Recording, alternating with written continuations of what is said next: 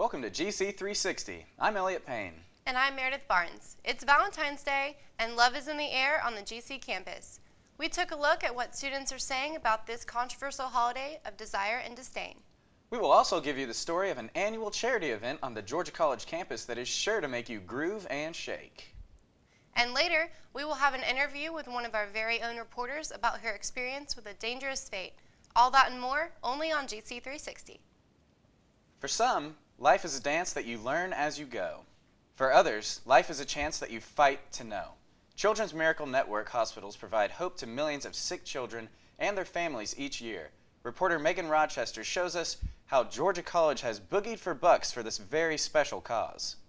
The Centennial parking lot was full Saturday afternoon and evening, but not for the normal athletic game contest or tournament.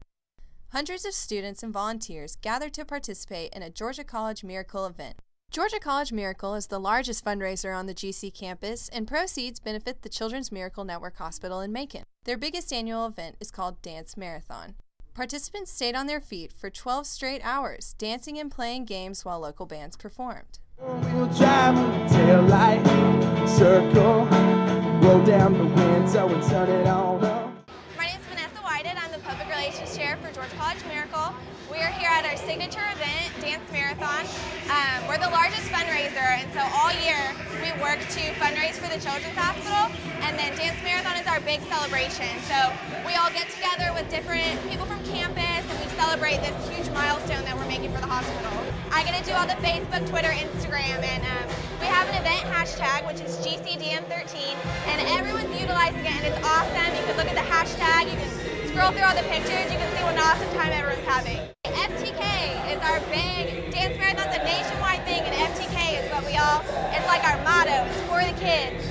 Everything we do is for the kids. We're here standing for 12 hours for the kids. We're raising money for the kids. It's all for them. This year, GC Miracle's Dance Marathon raised $42,117.90. To be a part of this worthwhile movement to help ailing children, check out the GC Miracle page on Facebook and Twitter, or visit their website at www.gcmiracle.com. Reporting for GC360, I'm Megan Rochester. To national news now, with an impact locally. On Tuesday evening, President Barack Obama gave his first State of the Union address as a second-term president. He delivered the speech in front of a joint session of Congress, as well as many television viewers. Some of the key issues included the economy, climate change, gun violence, and immigration.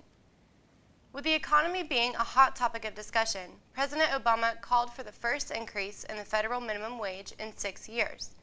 The goal is to increase the minimum wage to $9 an hour by 2015. The aim is to help people working minimum wage jobs to make a living, specifically students paying their way through college. President Obama also announced that 34,000 troops will be withdrawn from Afghanistan, and that by the end of next year, the war in Afghanistan will be over. Gun violence was also a prominent issue, with over 42 victims of gun violence present at the speech, including family members of those lost in the Newtown, Connecticut shooting in December. President Obama cited recent proposals that would make purchasing a gun more difficult for criminals. The speech was one of optimism, and the president announced that the State of the Union was strong. Last week we discussed one student's effort to organize a new way to strengthen the Milledgeville community. He called it the Plenum. Reporter Natalie Sharp went to the forum to check it out. The Plenum, an open forum for anyone in the community to propose solutions to social problems, met Thursday, February 7th in MSU Donahue Lounge. Though it seemed at first that turnout would be modest, a mere 30 minutes into the meeting, nearly half the room was full. Audience members included students as well as a professor and even a couple of longtime Milledgeville residents. One by one, they addressed their concerns. Where you can buy like block meal plans, you have a card, you can swipe in, you can, different plans depends on like when and how many times you can come in. I always thought it would be a great idea for communities. And they had previously gone to the Gift Center and had arranged it with them, and they said that they would have had like their full support, and that they thought it was a great idea, and that they told them to go to Sodexo and make sure it was all right with them. And then that's where they were stopped. The roadblock happened. The problem of living here myself as a member of the community, been here about 13 years. The problem, as you may have heard, Georgia Power plants going to be closing. Plenum planner Michael Russell listened and took notes as the people let their voices be heard. He noted that fixing problems might take effort, but that by working as a team, everyone could enact changes. Probably most of our projects are going to start with research. It'll be seeing what else is going on, what else is someone do, what else can we do, you know? And then once you research it, come back to the plenum, say, well, we went, and this is what they said. Now what do you say? What do we say what we do now? Russell hopes to attract more concerned citizens in the future so that the plenum can be a real force for good. It's about how many people can we get to come here. That's really the only thing that's holding us back from actually having the power to, you know, among ourselves conduct that kind of thing in our community. You know, it's really liberating when you think about it. The next plenum meeting will be held on March 7th at 5 p.m. in the same location, MSU Donahue Lounge. Reporting for GC360 News, I'm Natalie Sharp. You may remember reports last week of an attempted robbery at a house occupied by GC students near campus. Reporter Tristan Harrison tracked down the students who were victimized and captured their harrowing story. You'd think that living a block away from Georgia College on North Clark Street would be a safe place to live. Well, a few Georgia College students would disagree. Phil Crevison is one of the residents here at the house on Clark Street. So he knocks on the door, and my friend comes to answer it. And he literally gets, he literally gets it about this far, and then the guy barges in, grabs my friend, takes him into this room here, and has him with a gun around his head pointed like that. What was going through your head when this guy opens the door and tries to rob you? Well, first off, he was real quiet when he came in at first. He didn't say much. So he grabbed my friend and ran in. I was standing maybe 10 feet away, 15 feet away, and didn't hear him at first because I just thought it was one of our friends knocking at the door. I turn around at this point, see that he still has my friend like this, standing at the door right there pretty much, yelling, "Give me all your money, give me all your money." I just knew, I was like, it's either he's going to either rob us, shoot one of us, or I'm going to get my gun and defend us. He sees me at this point with the shotgun, aims at me, shoots 3 shots in my direction, and I had to duck back into the closet area over here. And then, so he shot 3 shots at me and then ran out of the door before we could retaliate. It happened in maybe a minute, 2 minutes at tops. It was very fast. And my adrenaline was pumping out. Oh man, it was intense. It was definitely intense. The investigation is still pending, but we'll report back as soon as possible with results. Reporting for GC360, I'm Tristan Harrison. It turns out that our very own Carolina Claessens lives in the house where the crime took place. Carolina is with me now to talk more about that recent close call. So Carolina, what was your immediate reaction to hearing and seeing that someone had broken into your house? I was just shocked and confused and just completely thrown off guard. I wasn't sure at all what was going on. Well, where exactly were you when the break-in occurred in the house? I was in my room, and that was conveniently the first room that he came in once he entered the house and took Josh captive. So you were hiding under your bed, correct? I was in my room, and when he came in my room, I ran out the back to my roommate's room. We have connecting, and I jumped under her bed. Okay. And I stayed there until it was all over. Okay. And did you say you heard 3 shots? Were you still under the bed when you heard those? Yes. The last thing I had seen was the gun to our friend's head, and then I heard 3 shots, and I was under the bed, and I was very scared. Wow. Well, thank you so much for your answers. When we come back, we take a look at how propaganda can change our images of an entire nation. And Carolina will be right back to give us the scoop on what's been happening in entertainment this week. When you hear the word German, what comes to mind? Pointed hats? Hitler? Last Friday, a professor from Germany explained how our stereotypical images can be traced to British propaganda during the First World War. The British used mass media to depict Germans as ugly brutes in pointy hats. Dr. Christoph Elend spoke about anti-German propaganda done by the British during the First World War.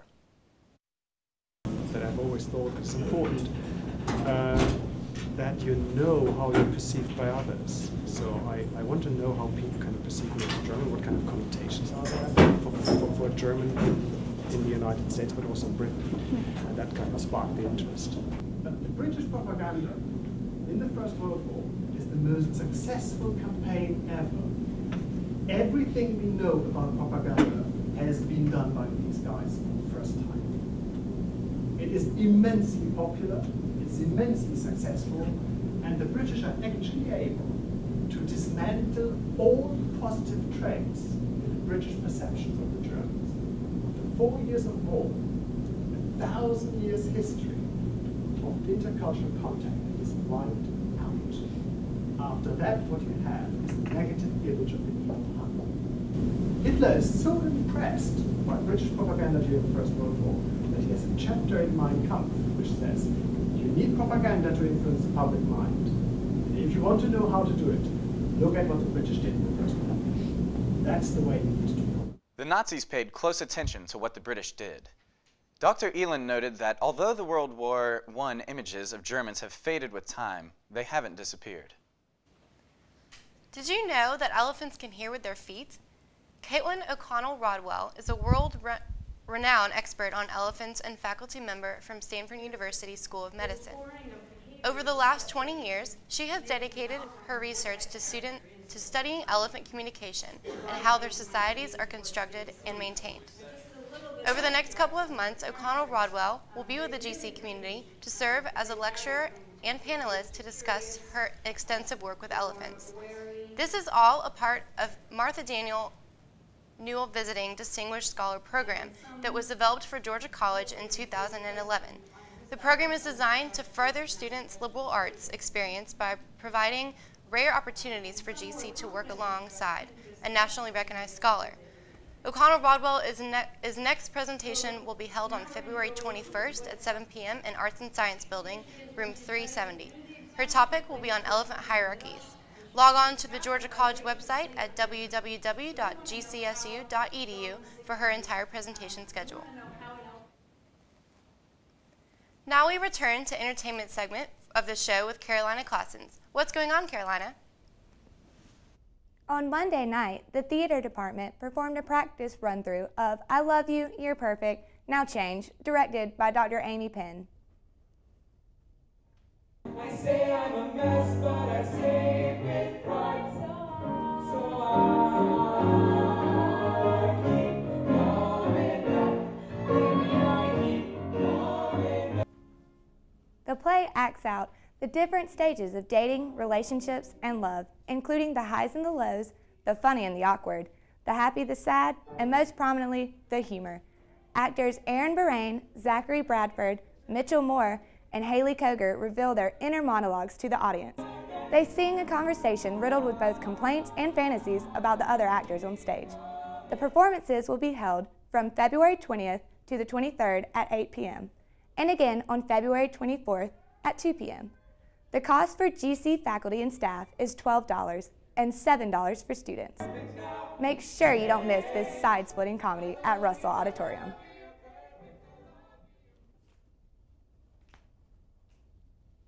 Campus Club Milledgeville held its Black History Month talent show Friday, February 8th.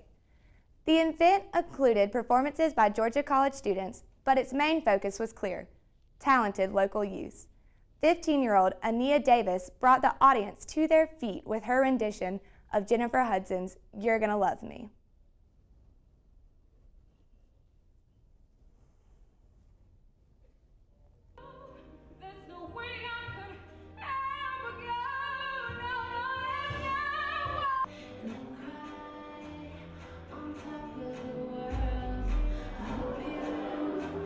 She was ultimately nudged out of first place by dance group Silence. As the grand prize winners, Silence will be headed to Las Vegas to perform this spring. However, the sponsor of the event was so impressed that he elected to bring Davis to Vegas as well. Campus Club Milledgeville founder Gregory Barnes promises that the program will return next year. When we come back, we take a look at what Cupid is doing this Valentine's Day on the Georgia College campus, and we'll see if Meredith and Elliot can stand the heat of the kitchen. We'll be right back. Meredith and I went to the GC library to find out what students are doing for Valentine's Day. We found both love and loneliness. How are you going to be celebrating your February 14th? Valentine's Day or Single Awareness Day? Singles Awareness Day. And what does this Singles Awareness Day have in store for you? Sitting at home with the beverage. Sounds like a plan. So how are you celebrating this upcoming February 14th? Single. Single Awareness Day? And what are you going to be doing? Nothing really important, just being alone pretty much, so yeah. Singles Awareness Day. I have plenty of friends and family who give me all the love I need. I'm going with the Valentine's route, and I'm hanging a sheet sign off my apartment complex that says Happy Valentine's Day, Natalie, with a picture of me and boots and a Speedo on it. It's definitely going to be Single Awareness Day, and I'm probably just going to go study, and I think I'm going to have some man date night and just hang out with some of my fellas. So are you celebrating being single this year or being in a relationship? I'm celebrating Loneliness Day in black. So what are you going to be doing this February 14th? Actually, nothing excited. I wish though, but I'm probably gonna go work out, doing some spoga. Do you know what spoga is? No, what is spoga? It's spinning and yoga at the same time. You do spinning and then do yoga. So that's what I'm gonna do, and we'll see. Maybe I'll meet a girl at that exercise. Maybe your love will be at spoga. Exactly. So would you share with us what you're going to be doing this February 14th? Valentine's Day is obviously very special to me, so I'm going to start off at 7 o'clock by holding a tutoring session for microeconomics. All are welcome. Then I'll be working on a calculus project. But lastly, when the night falls, we're going to put on some Justin Bieber music, head over to Kroger, get a cookie cake, split it down the middle. My friend Chloe is going to eat half, and I'm going to eat half. And that's how you truly celebrate Black History Month. Well, I got my girlfriend some flowers. They should be getting to my house today. Gonna bring them to her early in the morning tomorrow. I've got classes like all day, so I'm gonna give them to her tomorrow morning, and then we're gonna go out and get dinner somewhere and make it. So you're celebrating being single this year? I am. I haven't met that special someone yet, so gotta live it up. It's more fun that way. Valentine's Day, I'm taking me and my 3 girlfriends out to dinner. It's gonna be marvelous. So if you would like to join, feel free to hit me up. Happy Valentine's Day. Or Single Awareness Day From GC360. In the spirit of Valentine's Day, we are going to show you guys how to make some quick and easy sugar cookies. Carolina, do you want to get us started? All right, well, we have all the ingredients here, so... And Elliot has already decided to crack the egg. He's claimed the egg. He has to crack it. So. Okay, perfect, because I don't like getting all that mess on my fingers anyways and dripping it to the trash can. So where do we want to start? Do you want to start with the sugar or the flour? Or? Well, let's just dump it all in at once. How about that? Yeah, it doesn't matter. Elliot, do you want to go ahead? What? We could do the egg first. Usually it goes last, but... Usually that does. Well, that's why we're learning. Okay. Yeah, no worries. we're teaching you. So we're for the learning viewers the at process. home, don't be like me and crack the egg Yeah, first. it helps. He's already to put it on admitted top. he has no idea how to do this, so I don't know why we even let him try. True. But that's okay. So, now, I mean, we're all college students here, so we get that this is just a great option for people who need a cheap gift to do. So I think everybody on the show can benefit. Everyone appreciates getting cookies. It's Now, better than cards and it does whatever, look like we have degrees. nothing to mix it with. So, Holly, you want to stick You your wanna hand in dig there? in Yeah, totally. And, Let me just get my go hand all for it, in there. Thank you. Yeah. That's the best way. Hands are the best Do tool you in want the to taste kitchen. it also? No. Thank you. Okay. Well, we still need the vanilla. So Yeah, we have a Oh, we need vanilla. some Just do vanilla. a dash. Just a dash. If you can, Totally. or pour. Kind of the Dump same. the whole bottle. That's fine. Again, if you'll stir it again, and I think that's pretty much all we need to do. Yeah. Stick it in the oven, and you want to show us what we're going to This end up is with? what we'll end up with in the same amount of time, of In course. the same amount of time. Right here, these beautiful cookies. Do you want to try one? I would absolutely That's all he's good for, the love taste test. to try one. Is it as beautiful as it looks? What's the verdict? Oh yeah, that's good. Yeah. We worked clearly really hard at this, and you helped a lot with the egg and the You did. I like to think that I'm a huge contributor. Teamwork. Yeah. It's always more fun to bake when there's a lot of people in the kitchen. Yeah. That's very true. Now, these you can give to anybody, girls, guys. Any love interests you want to give these to? Shout-outs Wouldn't you y'all wanna like to know? Oh, Carolina. When would we like to come know. back, Nick Landon will show us some love and serve up our weekly dose of sports. Now it's time to hear from our sports reporter, Nick Landon. What's new this week, Nick? The Georgia College softball team has had a great start to the season, currently 7-3, but not without the help of outstanding freshman and GC Athlete of the Week, Abby Leroy. Our own Ross Bailey had a chance to sit down with her and ask a few questions.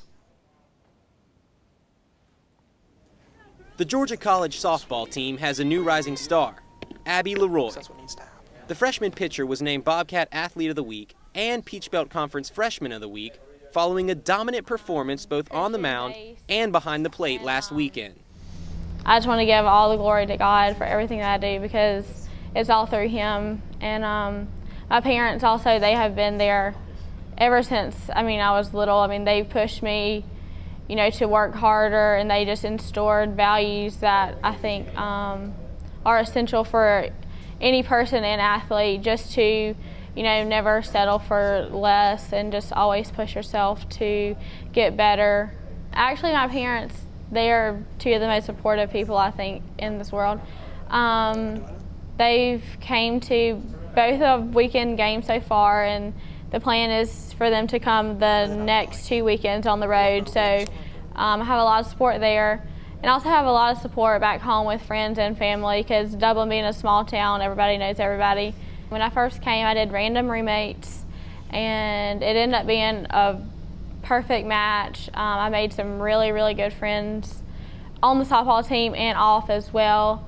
I knew a couple of the girls, a girl that played tri-ball with me and another girl that came here as a freshman off my high school team. So I was kind of surrounded by some of the people that I knew, but also introduced into a whole different environment. But I feel like I meshed with the team well and the coaches, and I think having upperclassmen there that have gone through the same thing that you've gone through can be there and motivate you. That really helps. Danny, for one, who plays third base, she's right there. Like when I'm in the circle, she's right there talking in my ear. She's always, motivate me to throw the next pitch. And also having Natalie at shortstop as being an upperclassman.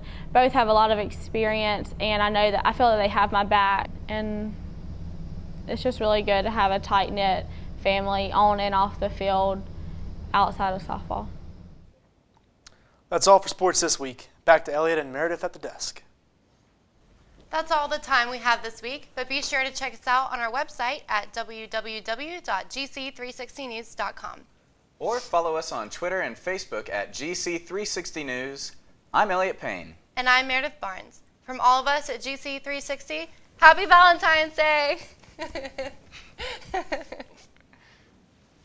Where